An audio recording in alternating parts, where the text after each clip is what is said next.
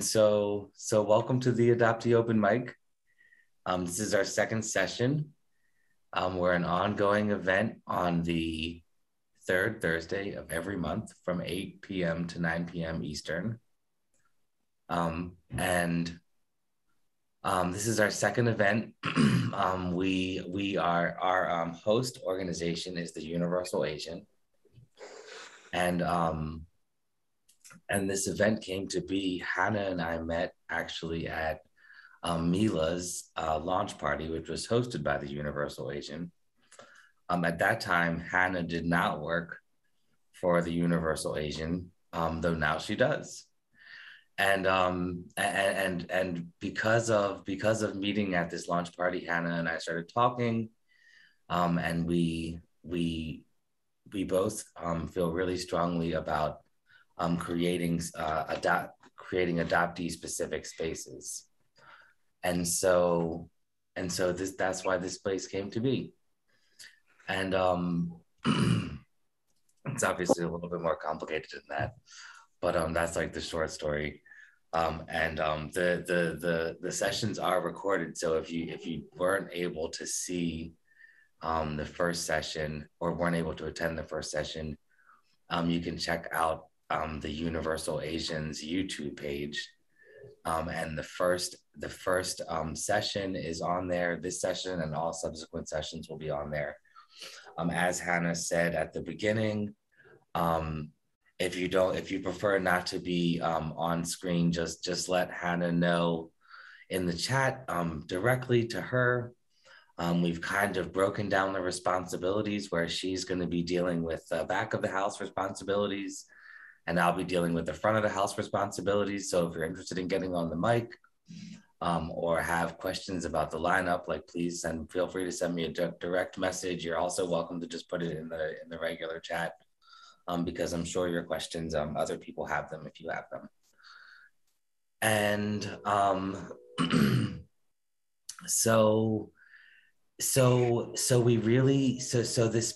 we created this space for you. We created this space specifically for adoptees.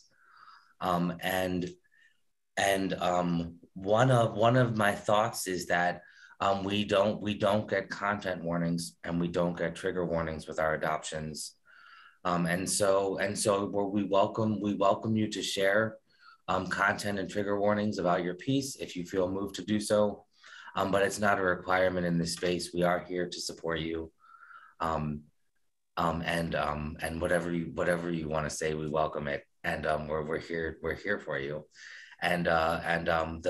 This space is just is intended to be a very positive, very reinforcing space for adoptees. And if you're unable to participate in that manner, then you'll be asked nicely to leave once, and then we'll remove you from the Zoom room. So that being said, welcome everyone. Hi, Louisa. Welcome to the open mic. No worries, Megan. We're glad you made it. We were just kind of chilling for the first few moments of the call anyway, just letting people come in. We're glad you all made it. We were just kind of like chatting about the ground rules, how the space came to be. And I know like a couple people in the room, myself included, have things to say. But if anyone who just arrived, if anyone wants to read something, we're happy to get right into it. I'm also really excited to read something tonight. One of the reasons I created this space is because I wrote this poem and I was like, I really just want to read this to adoptees. And there was nothing, like there was nowhere for me to go and read my poem that I just wanted to like read to adoptees. And so I'm going to read that poem. Give me a sec to pull it up. So this piece is called Disappearing Act. And I wrote this and I was just like, yeah. So I wrote this and I was like, I just want to share this to a room of adoptees. So thanks for being here for me. Disappearing act. There are times I disappear from myself, so much so that I fully lose sense of who I am in the way that emotions are all encompassing, and I quickly leave a trail of corpses, past versions of myself that I shed faster than can fully form as I fly into my future, like snakeskin trailing the sky in the form of chemtrails, but they are actually past versions of myself, and I can see them inside and outside of me. And I can also feel them as they exit my body, perhaps like grains of sand being tossed about in the surf, but in the form of air that is on fire, burning up the bad parts of my past and igniting the good parts of my future. There are distractions everywhere and within, everything attempting to knock me off course. I know when my heart beats fast and my armpit sweats, the butterflies in my gut hard at work, fingers and toes cold, a constant reminder of the proximity of death. And this is when I know I am on the right path, when my thoughts start to race. So I must slow down, organize my environment and the things around me so I can create a semblance of order around me, so I can also find order and peace within and come back to myself. And sometimes it takes days. I look in the mirror and I am surprised to see a fully formed person because I can see the separation of every single one of my cells in individual pieces that are constantly changing individually and as a whole. No wonder I cannot recognize who I am because I am constantly a new version of myself, left with no time to settle and get to know the past versions. So I watch them like constellations in the sky, which makes sense because I am of stardust, disappearing as fast as I am forming. I constantly surprise myself as I continue to figure out who I am and what I am doing here. Whoa! Oh my gosh, Ryan. I'm not even smart enough to remember what it's called, but the amount of like imagery, and I don't know if it was an analogy, but whatever literary skill you used throughout that, I felt both at the beach and finally able to understand some of the duality of being an adoptee in the visualization you use. Yeah, thanks, Louisa. Thanks for seeing that. That's exactly what my intent was. I'm trying to get across some of these complicated realities that we have to exist in that are just so inherently conflicting that it feels like it's tearing you apart, you know? Thanks, y'all. I wore this shirt. It makes me feel powerful, you know? Does anyone want to go next? I need to put myself on mute for a second. Yeah, Louisa was volunteered to go next. Well, awesome, Louisa. Welcome to the mic. I'm so excited that you're here. Have you read on a mic before?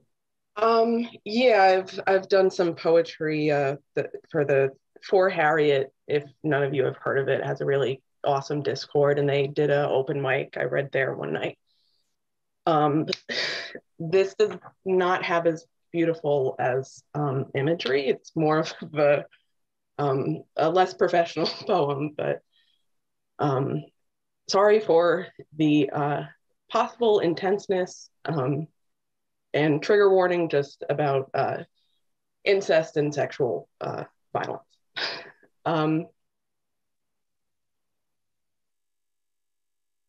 My first sexual experience was with my biological brother in our adopted family summer home.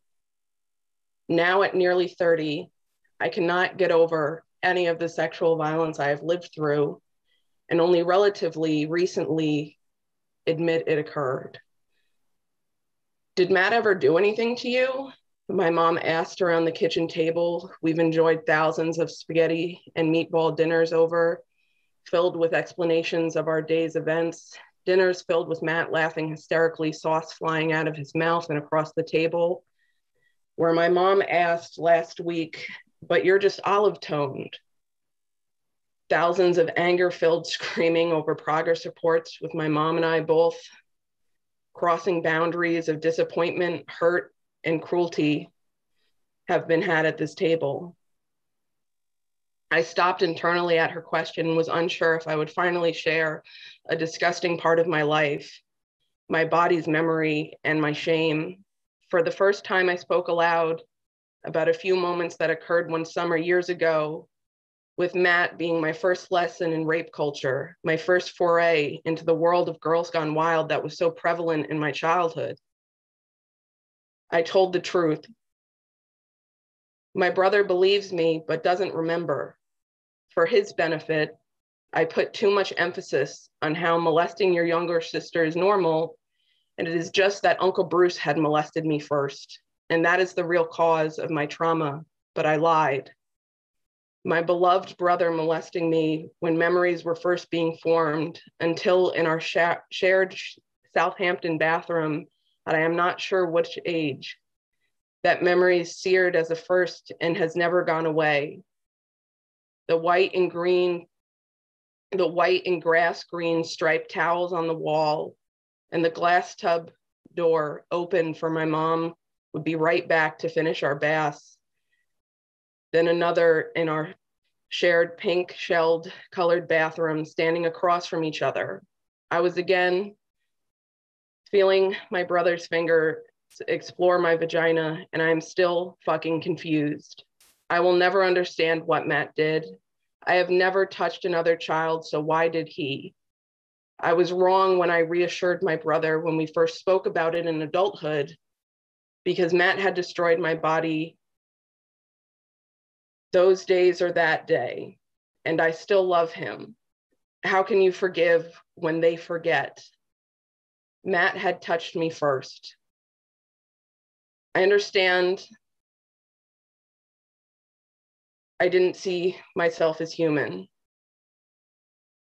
I understand my uncle didn't see myself as human. Matt does. So why were their fingers both touching me and penetrating a prepubescent girl who could have been spared the pain, but they both dove in with a rapist's selfishness?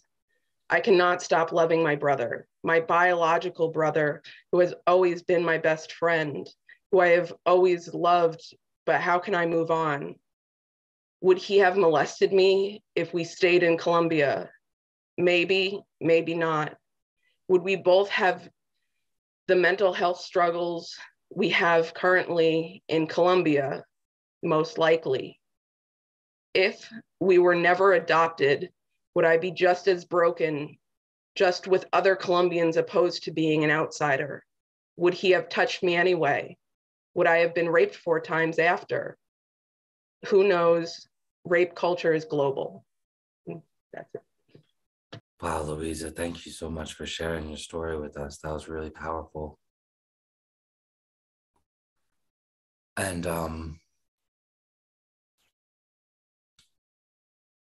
we hold you in our space, and we hold your story in our space. And one thing that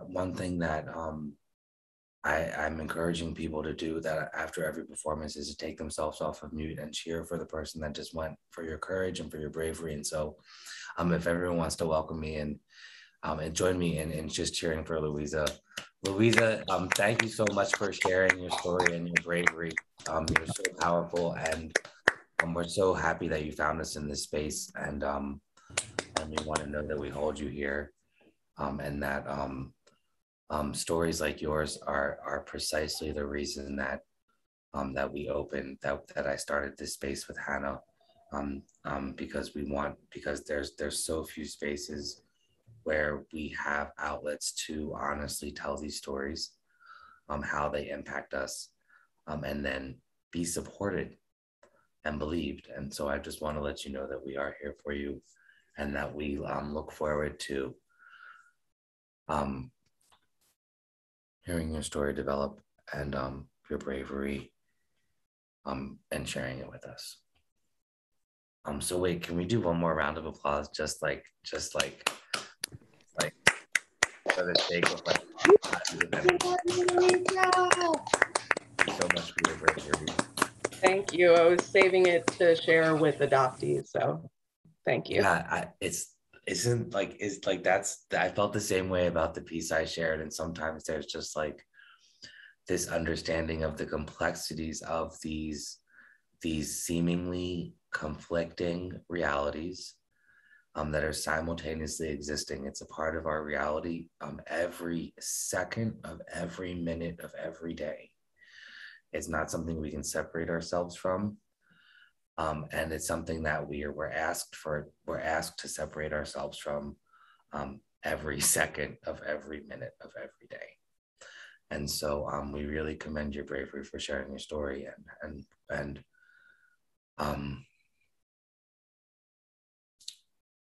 the complexities of where some of these conflicts lie. It's really intense. So I wasn't paying attention to the chat, although no, I'm pretty much caught up actually. Does anyone else would anyone like to read something? This is a rough draft. So before I read it, I'm going to say the context of it. I just recently got into contact with my biological mother. I was adopted when I was 10, so I knew my mom because she put me in the orphanage when I was like, I was 5, but close to 6. And, you know, I had a half brother, a stepfather. My biological father, he left me and my mother when I was 6 months old. And then 6 months later, they found him at a hotel, motel, whatever, with a note and saying he said that he took poison. And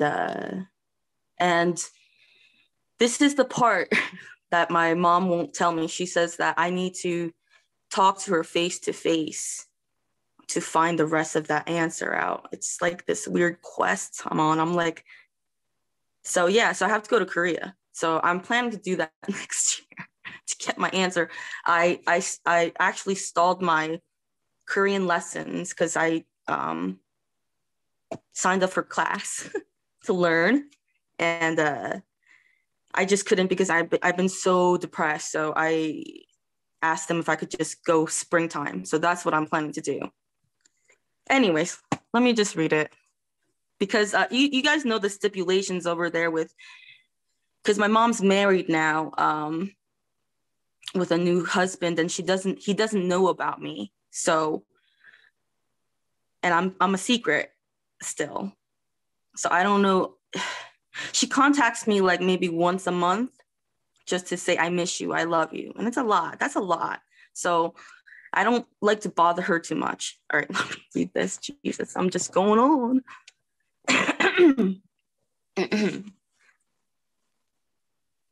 I'm like shaking a little bit. Okay, I want to tell her it's okay if she has to go on without me. I have lived long enough to understand. Life simply isn't fair. I want to let her go with love, and I would. For all that she has gone through, I can be a little stronger and be without her. The thought of ruining what she has built to lose it all again because of me would be unbearable.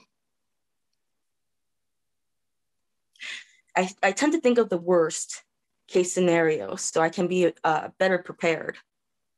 I never feel prepared. And because I know enough, I can try to make it easier for her.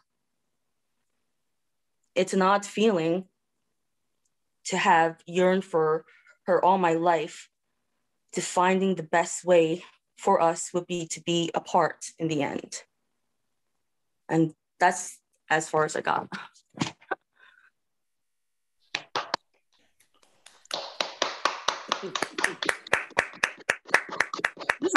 That's the first time I've done that. It definitely wasn't noticeable that you were shaking at all. Okay, thank you, because I'm shaking right now. I'm like, no, we couldn't tell at all. And you also said that was your first time doing that, and yes. And we couldn't go. I don't do Zooms. Like, this is my first. Yes. So. So wait, I know that you're on your phone, and so I just want to let you know that like the whole time that you were reading, because you couldn't see the screen, that everybody was like nodding their heads in agreement. Everybody was putting heart emojis, like Oh, heart reactions for you. thank you. And then I just see give it. me 1 second.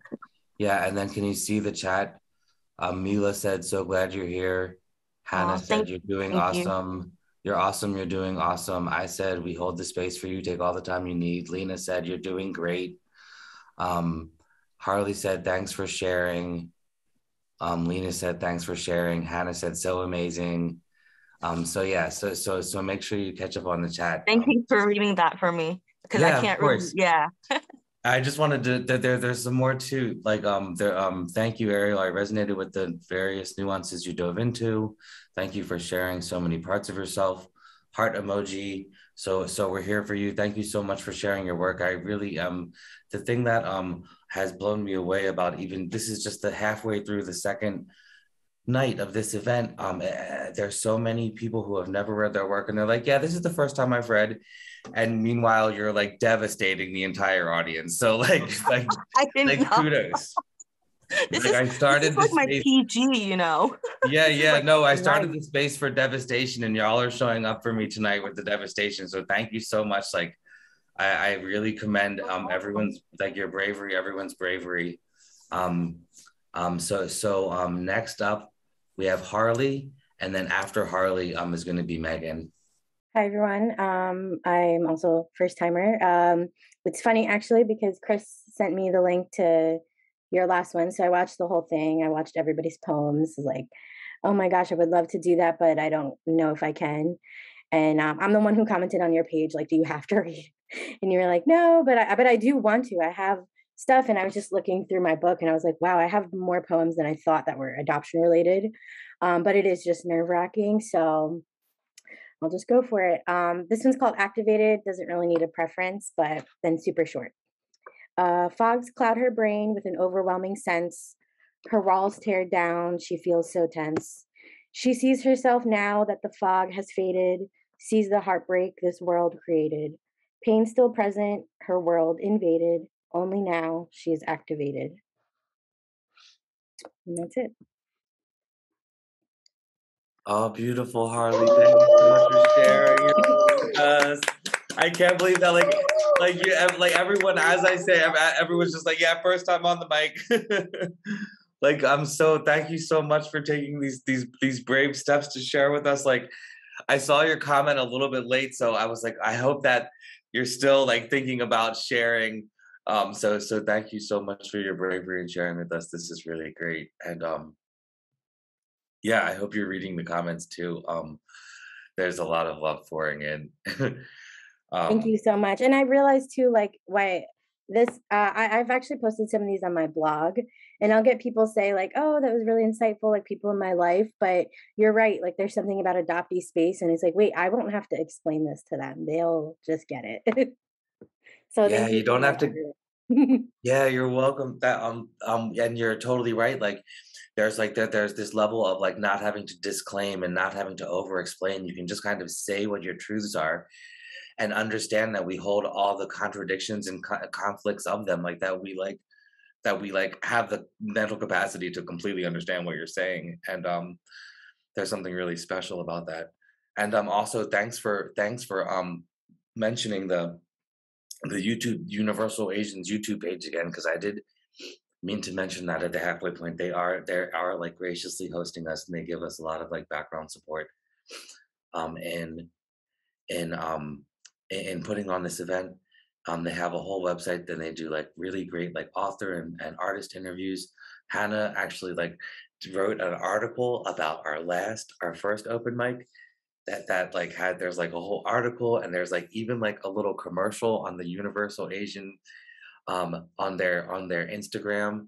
It's like a minute and like a few seconds like commercial, like with like our last event. That's so beautiful.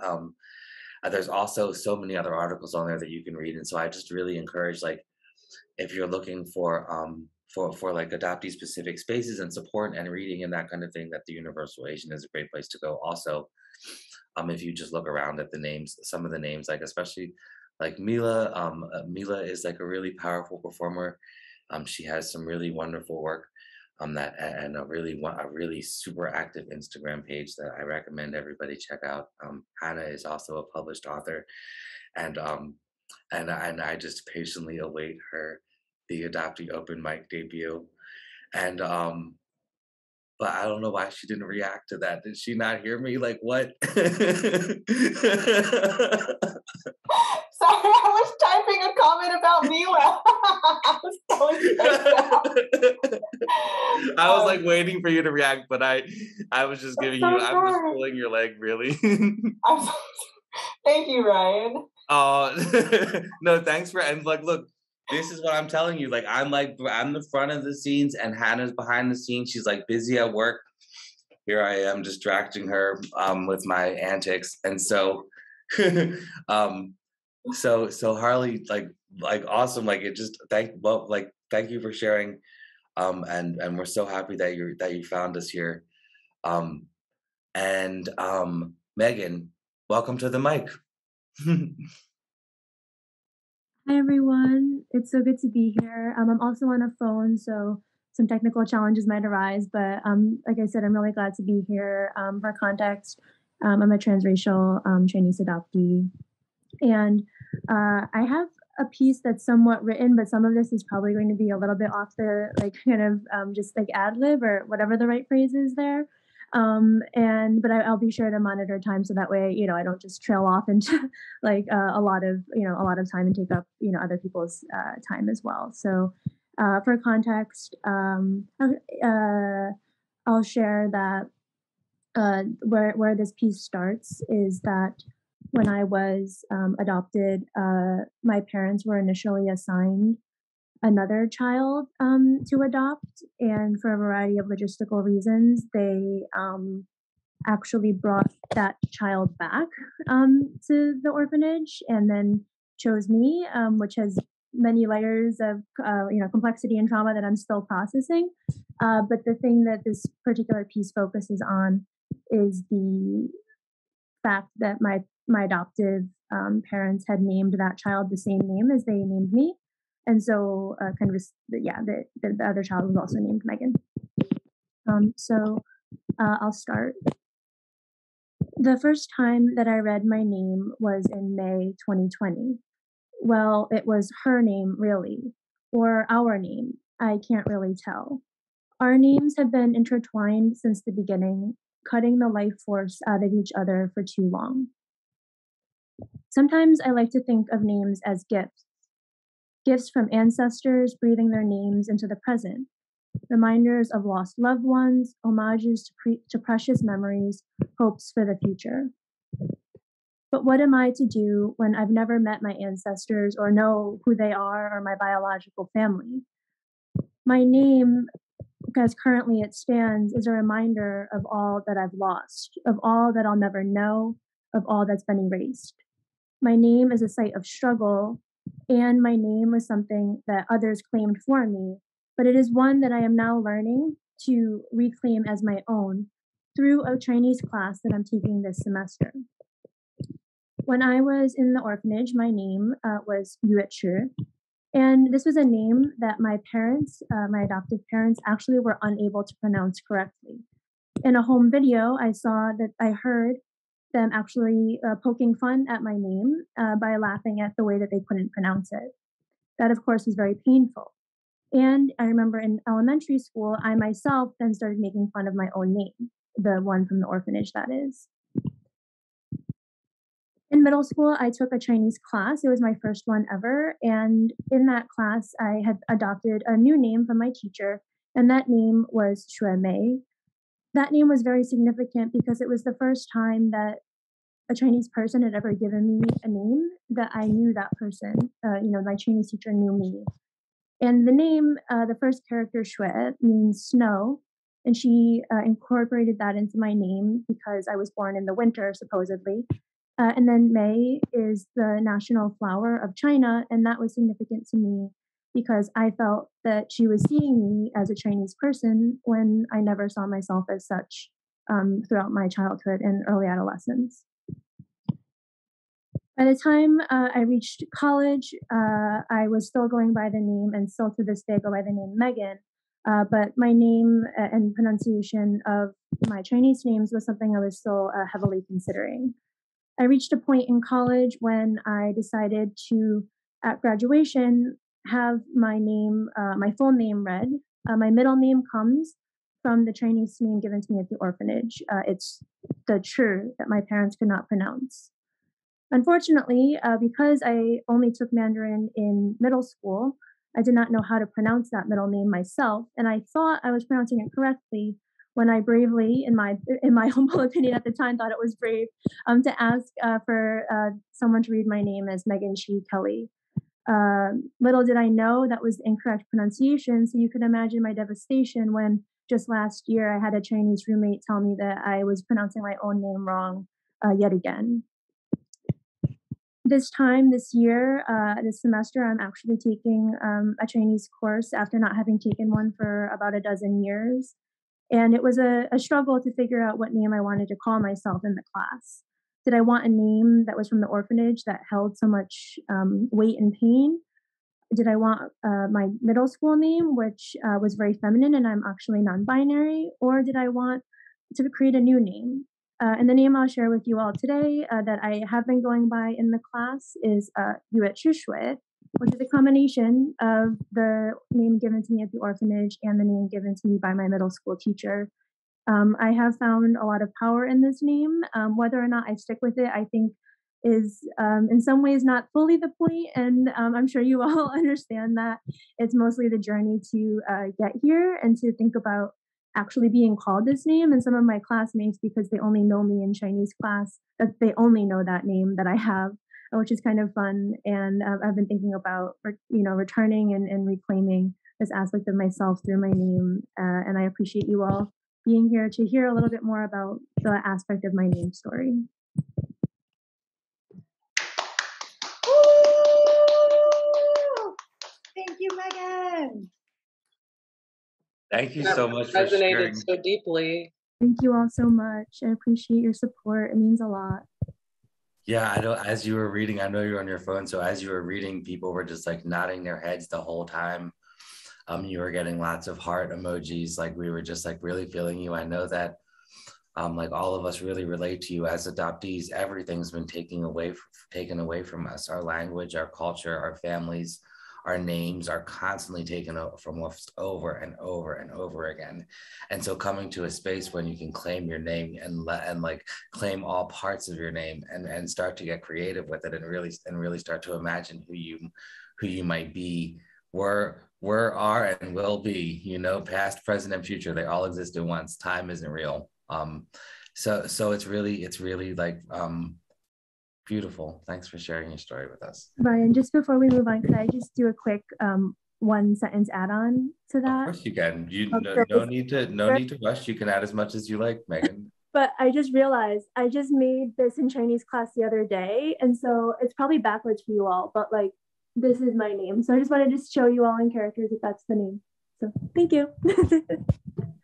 There was something that was on Instagram the other day that was like, if they can pronounce charcuterie board, they can fucking pronounce people's names.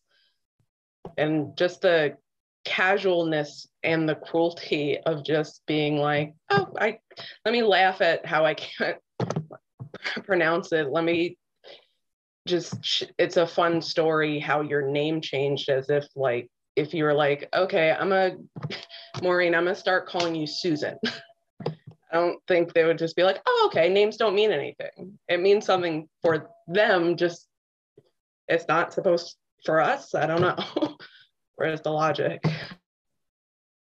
Yeah, and a lot of times, like when it comes to our identities and our names, for example, that's when we start to see the double standards and the hypocrisy become extra vigilant and extra strong, and that's when you know that you're dealing with somebody who is complicit in your erasure. And so you just have to be very, very careful when you're around people who are saying things like that. Like I'm just speaking from my personal experience, but by everyone nodding, I know you all know what I mean. So yeah, just beware. You're dealing with a colonizer. back the fuck up and get the hell away. Come to a safe friend. So Hannah, I kind of lost track. Did we have anybody signed up after Megan? I can't remember. I know. I believe David would like to share. Oh, Is that right? I think maybe in a future time. Okay. Yeah, just a future time. I Oh, think. okay. Yeah. Okay, I'm so just sorry, hanging David. I out. did not mean to put you on the spot. I apologize. But I do I would like to welcome Mila to the mic tonight, if that's okay. If Mila, are you ready to go? Yeah, Okay. sure. Thanks.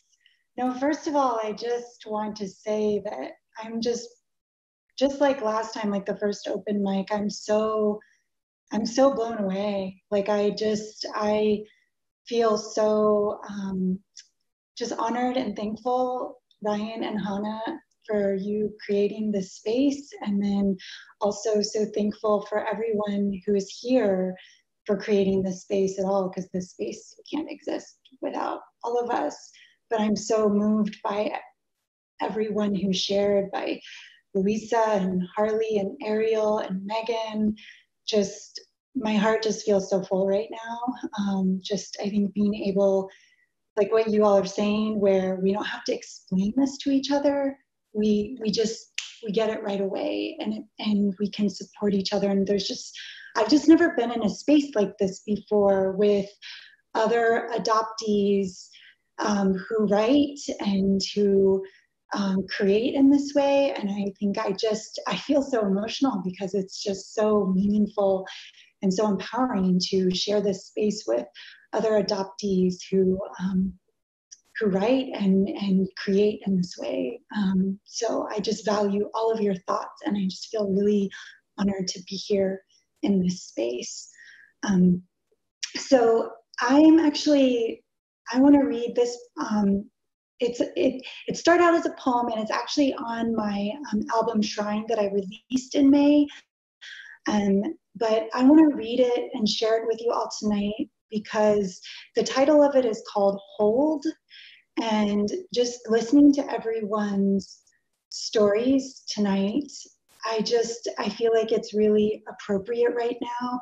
And I think I just want to share it with you all as this way of reaching out and saying that, like, I'm here with you and I'm holding space with you and with all of us. I had like several poems pulled up and I didn't know which one I was going to read. I just kind of wanted to get a feel for the space and what was going on. And I just feel like my heart and all of you and what you've shared is moving me to share this piece specifically. So it's called Hold. And I think I wrote this piece actually during a moment when I was really struggling and I was feeling so alone, and I just wanted someone to hold me. And I didn't have any memories from my childhood of growing up and being held when I was struggling, when either I was sad or when I was crying, or if I got hurt, if I fell and got hurt. There's just so little memory of that. And so this was me trying to process my childhood of growing up feeling so alone, and then trying to learn how to hold space for myself and how to comfort myself. Okay, so it's called Hold. When I was young, I was taught everything. When I grew up, I knew how to lose everything. Let the storm carry the shore away. Let the girl fall from the tree. Alice down the hole. No imaginary world waiting for me. Sad Hatter, Mercury glistens and burns on its way down. Silver eye, taut and bulbous, reflection of another girl. I have never met a queen. but I know what it's like to lose my head. Off I roll. I can't let it go. I should let it go. Why? Do you want me happy? My pursuit is a path that feels all the aches, all the shakes, all the thorns, all the stones. You can't see, so you don't know.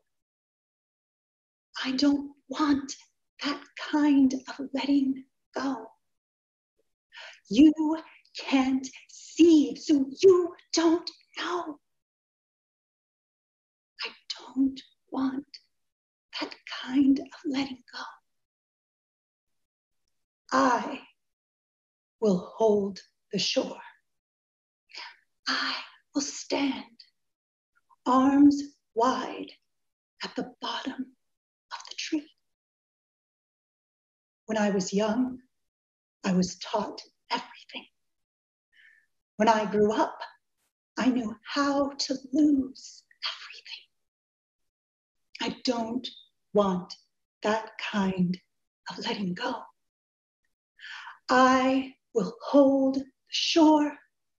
I will stand arms wide at the bottom of the tree. Let the storm, let the girl. I don't want that kind of letting go. My arms wide open. Hold the shore. My arms wide open. Hold the girl.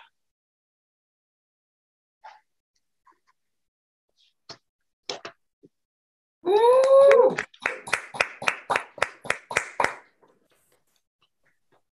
Amazing. Holy crap. So good. I'm holding you all. Thank you for holding us, Mila. Mila, your words always blow us away, and this space really would not exist without you. So thank you for holding us when we feel it. Thank you for listening and letting me be here. We're so happy that you're here. So we have 5 more minutes. So I think Louise is gonna read one more thing. And then we're gonna close it out, y'all. This is just a small thing. As a title,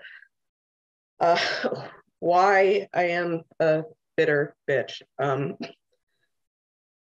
I'll always remember being told we weren't friends because I was brown, bad, and they didn't like my mother for adopting us. Why did a hatred for my blonde, thin, and white cousins never abide? Why do they appear to be living an ideal American dream? Is white and wealthy really the key to happiness I see it being? I've had CPTSD since their pedophile father molested me, and I'm just keeping myself together. My beloved adopted father's family gives very much. We can't be white supremacists. We love and save dogs. Lives. They abused my father too. So I never let myself acknowledge how painful their overt and subtle racism was. I remember a kind aunt sharing once that my father's last name was a benefit, for it is German and useful for entrepreneurship. I can hear their laughter at my birth name, but I now know just how violent a people they are.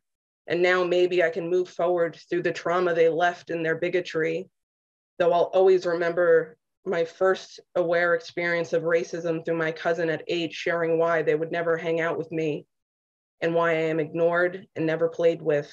I deserved it. I was brown and Latina, which was apparently enough. Oh.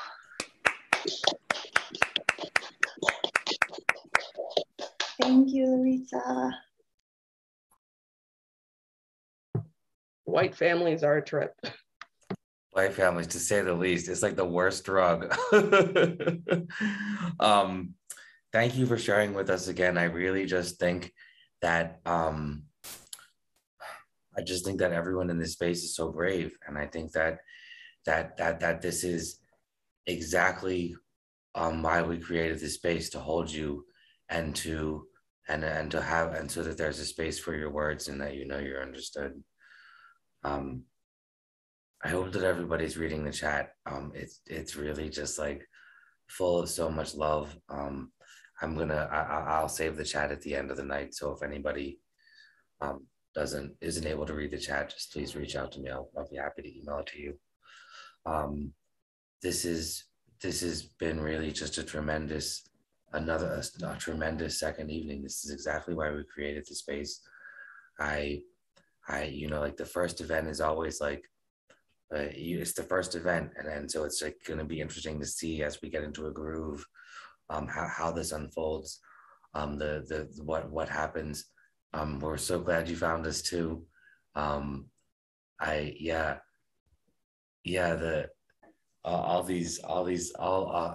really happy that everyone's words are resonating so deeply with everyone else. That's precisely the point. One thing that I know is that we're just so used to isolation and having a lot of these thoughts and experiences all alone, with no one around to understand. Not only is no one around to understand us, that everyone around us is actively actually trying to erase our stories, change our stories, manipulate our words, manipulate us. And so actually, I know that sometimes maybe it feels awkward to hear such an intense piece of work, an intense story, and then clap. But we are going to be doing that after every piece, and it's a celebration of you. This clapping and this cheering. We're not celebrating these demons and these monsters and these white supremacists in the stories. We're celebrating you. And so I just don't want the clap to be at the end to be misconstrued, but we'll be continuing to do it after everyone, no matter how devastating your story is, because that's for you. We're so happy that you're here. We're happy that you made it. We're happy that you're going to make it. And and I should say, next month, separate from this event, I've decided to go rogue, y'all. I'm on my own for this writing workshop. But on the first Thursday of every month, starting in November, which is Adoption Awareness Month, I will be hosting an adoptee-focused generative writing workshop. So please follow on Instagram at the Adoptee Open Mic. Can you elaborate what you mean by generative or Yeah, like just basically I'll be providing prompts and to help guide you through writing. It won't be just free writing time. It's going to be very guided, basically. But you basically can write whatever you want, So anyway, it's 9:00, so we gotta close it down now. But thanks everyone for coming, and we'll see you the third Thursday. It's really going to be a special event next month. So we'll see you then. Thanks everybody for coming. We're here for you. Thank you so much. Thank you, everyone. Love you all. Love to you. Love everyone. Hold everyone. Please reach out to us.